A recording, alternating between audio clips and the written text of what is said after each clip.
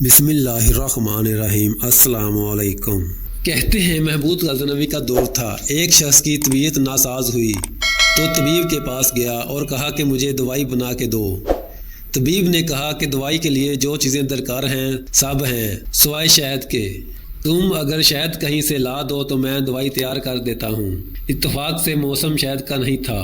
اس شخص نے حکیم سے ایک ڈبہ لیا اور چلا گیا، لوگوں کے دروازے کھٹکھٹانے لگا، مگر ہر جگہ مایوسی ہوئی۔ جب مسئلہ حل نہ ہوا تو محمود غزنوی کے دربار میں حاضر ہوا۔ کہتے ہیں وہاں ایاز نے دروازہ کھولا اور دستک دینے والے کی ردا سنی۔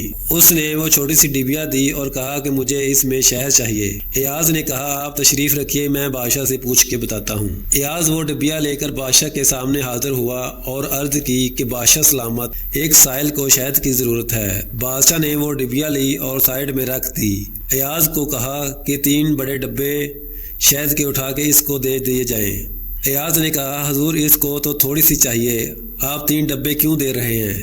بادشاہ نے ایاز سے کہا ایاز وہ مزدور آدمی ہے، اس نے اپنی حیثیت کے مطابق مانگا ہے، ہم بادشاہ ہیں، ہم اپنی حیثیت کے مطابق دیں گے۔